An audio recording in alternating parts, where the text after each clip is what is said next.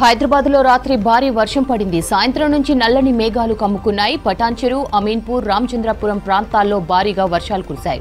నిజాంపేట్, కుకట్పల్లి, చందానగర్, మియాపూర్, గచ్చిబౌలి పరిసర ప్రాంతాల్లో భారీ వర్షం పడింది. బేగంపేట్, సికింద్రాబాద్, పంజగుట్ట, వనస్థలిపురంలో వర్షంతో వాహనదారులు తీవ్ర ఇబ్బందులు పడ్డారు. గ్రేటర్ హైదరాబాద్ పరిధిలో 2 గంటల్లోనే 9 సెంటీమీటర్ల వర్షం కురిసింది. బేగంపేట్లో 8.7 సెంటీమీటర్ల వర్షపాతం నమోదైంది. సిటీ శివారు ప్రాంతాల్లోనూ భారీ వర్షాలు పడ్డాయి. తెలంగాణకు మరో 5 రోజుల పాటు వర్షాలు పడే అవకాశం ఉందని హెచ్చరించింది హైదరాబాద్ వాతావరణ శాఖ. తేలికపాటి నుంచి మోస్తరు వర్షాలకు ఛాన్స్ ఉందన్నారు. పలు జిల్లాల్లో ఉరుములు, మెరుపులతో వర్షాలు పడతాయన్నారు. గంటకు 30 నుంచి 40 కిలోమీటర్ల వేగంతో గాలులకు అవకాశం ఉందన్నారు.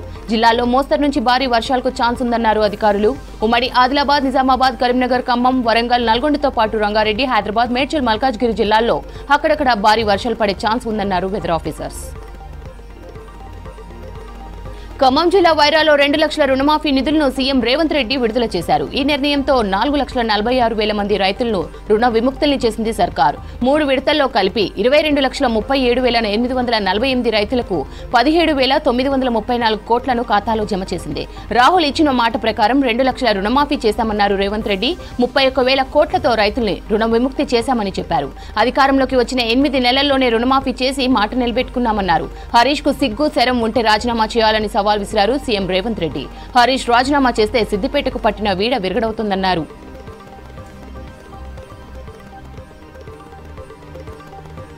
అమలుకు సాధ్యం కాదన్న రుణమాఫీని అమలు చేసి చూపామన్నారు డిప్యూటీ సీఎం బట్టి విక్రమార్క. గత బీఆర్ఎస్ సర్కార్ 4 దఫాలుగా చేసిన రుణమాఫీ వడ్డీలకే సరిపోలేదని విమర్శించారు.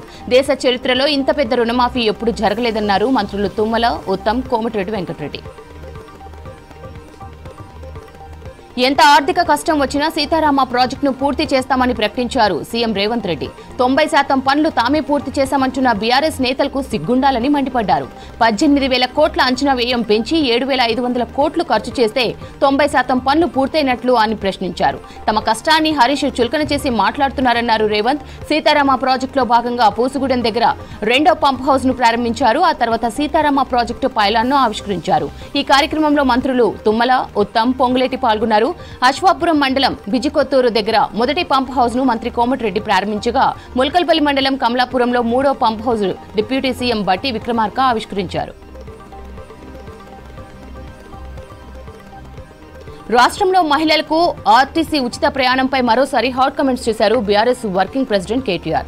ఆర్టీసీ బస్సుల్లో మహిళలు అల్లం వెల్లుల్లి, కుట్లు, అల్లికలు చేసుకుంటే తాము వద్దనట్లేదన్నారు. అవసరమైతే బ్రేక్ డాన్స్లు, రికార్డు డాన్స్లు చేసుకోవచ్చన్నారు. బస్సుల్లో మహిళలు కొట్టుకుంటున్నారని, డ్రైవర్లు, కండక్టర్లు కూడా కొట్టుకుంటున్నారని చెప్పారు. బస్సులు ఎక్కువ పెట్టండి, అవసరమైతే ఒక్కో మహిళకి ఒక్కో బస్సు పెట్టండి అన్నారు కేటీఆర్.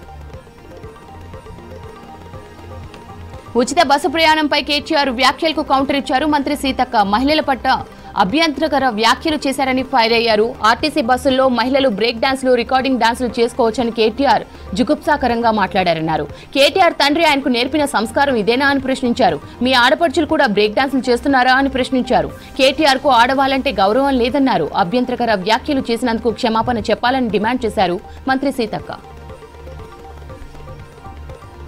మహిళలకు బస్సులో ఉచిత ప్రయాణాన్ని కేటీఆర్ జీర్ణించుకోలేకపోతున్నారని ఆగ్రహం వ్యక్తం చేశారు మంత్రి పొన్నం ప్రభాకర్. కేంద్ర రాష్ట్ర మహిళా కమిషన్లు కేటీఆర్ పై కేసు నమోదు చేయాలని విజ్ఞప్తి చేశారు.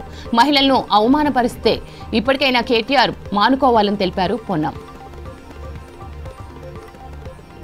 మహిళల ఉచిత ప్రయాణంపై బీఆర్ఎస్ వర్కింగ్ ప్రెసిడెంట్ కేటీఆర్ చేసిన వ్యాఖ్యలకు నిరసనగా ఇవాళ రాష్ట్ర వ్యాప్తంగా ఆందోళనలకు పిలుపునిచ్చారు PCC working president Mahesh Kumar Goud.